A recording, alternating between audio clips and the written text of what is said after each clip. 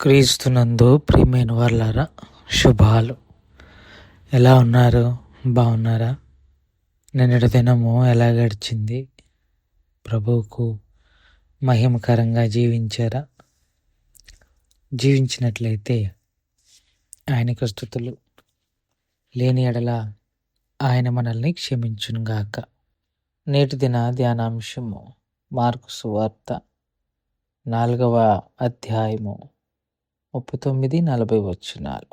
Mark సువార్త 4వ అధ్యాయము 39-40 వచనాలు. అందుకైన లేచి గాలిని గద్దించి నిశ్శబ్దమై ఊరకుమ్మని సముద్రముతో చెప్పగా గాలి అణిగి మిక్కిలి నిమ్మళమాయెను. అప్పుడాయన, మీరెందుకు భయపడుచున్నారు?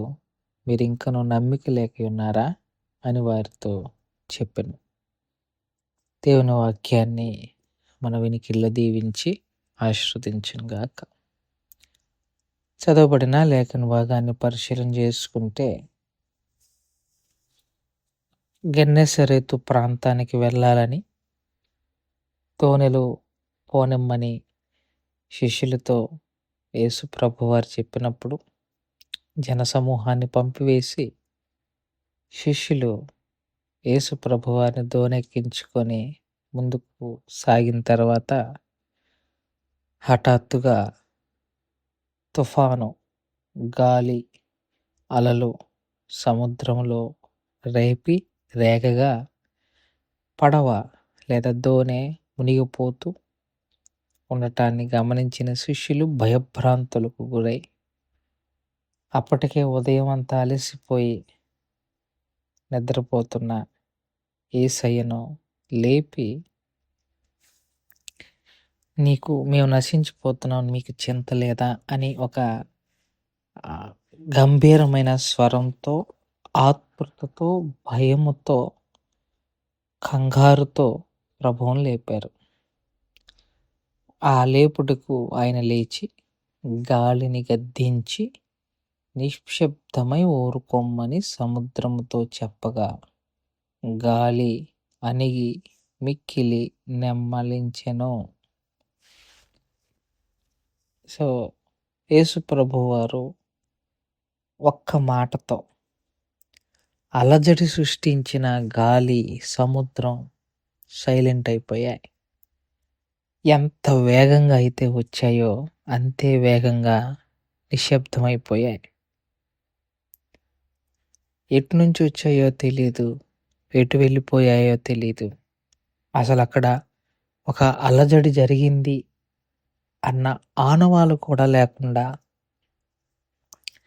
అవన్నీ నెమ్మలించటం చూస్తున్నాం. యేసు ప్రభువారు తాను క్రీస్తుగా ఈ లోకంలోనికి రాకముందు హెబ్రీయులకు రాసిన పత్రిక ప్రకారం ఆయన ద్వారా బ్రహ్మాండములను దేవుడు చేశాడు. ఆయన మాట ద్వారా దేవుడు చేశాడు. ఆయన మహత్తు గల మాట ద్వారా బ్రహ్మాండాలు ఏర్పాటు చేయబడ్డాయి, నిర్వహించబడ్డాయి.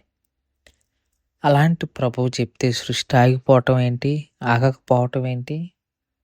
చచ్చినట్టు ఆగుతాయి.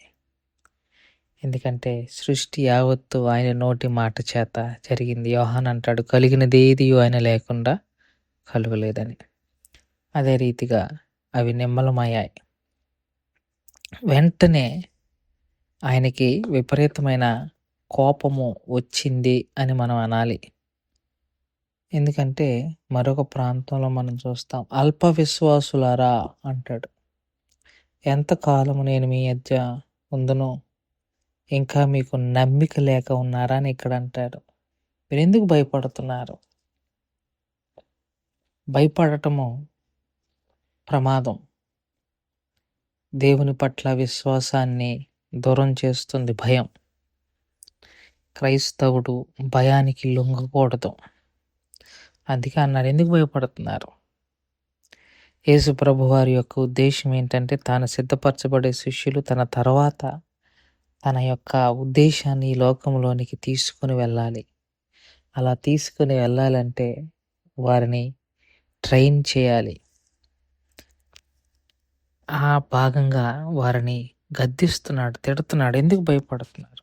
భయపడకూడదు అని వారికి ఒక పాఠం నేర్పాలి. అదేంటంటే ఆయన మీద నమ్మిక ఉంచటము అన్నది ప్రభువారి యొక్క ఉద్దేశం.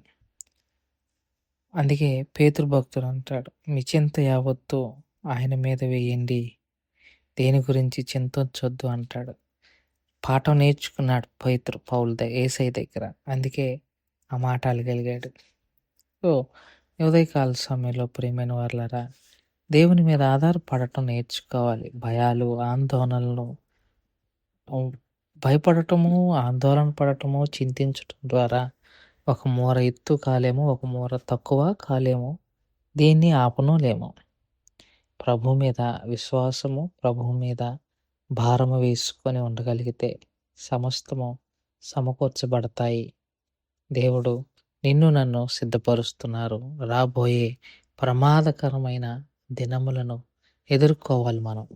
అలా ఎదుర్కోవాలంటే ప్రతి భయాన్ని విడిచిపెట్టి ప్రభు మీద ఆధారపడటం, ప్రభువును ఆనుకోవటం, ప్రభువుని వైపు చూడటము చేయగలిగితే మనము ప్రభువు ద్వారా ధైర్యపరచబడతాము, ఓదార్చబడతామని మనం చేసుకుంటూ ఈ మాటలను ఇంతటితో ముగించుకుంటున్నాం. దేవుడు దీవించి ఆశీర్వదించును గాక. ప్రార్థన చేసుకుందాం. మమ్మల్ని మిక్కిలిగా ప్రేమించిన మా ప్రియ పరలోకపు తండ్రి, మీ పాదాలకు స్తోత్రాలు. చెప్పబడిన వాక్యాన్ని బట్టి మీకు స్తోత్రాలు. విన్న వాక్యం మా హృదయంలో భద్రపరచుకొని వాక్యానుసారంగా జీవించగలిగిన కృపా భాగ్యము మాకు అందరికి దయచేయమని యేసుక్రీస్తు ప్రభువు వారి పుణ్యనామములో అడిగి వేడుకుంటున్నాం తండ్రి. ఆమేన్. God bless you.